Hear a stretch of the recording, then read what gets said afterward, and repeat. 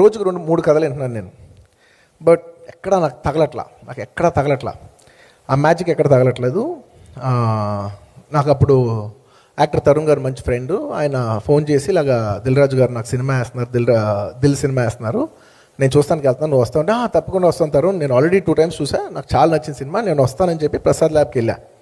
అక్కడికి వెళ్తే ఆ సాయంత్రం ఫస్ట్ టైం సుకుమార్ గారు నన్ను చూశారు. నన్ను చూసి నా దగ్గరికి వచ్చి కథ చెప్తానన్నారు. అక్కడికి వచ్చి అలా కలిసి కథ చెప్పారు. నాకు మైండ్ బ్లోయింగ్గా నచ్చింది కదా,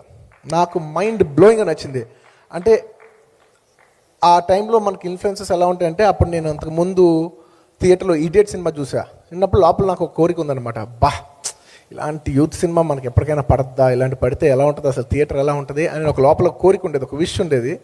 ఆ టైంలో నాకు వచ్చి సుకుమార్ గారు కథ చెప్తుంటే ఆ కథకి ఇది కథ సంబంధం లేదు, కానీ ఎస్ దిస్ ఇస్ మై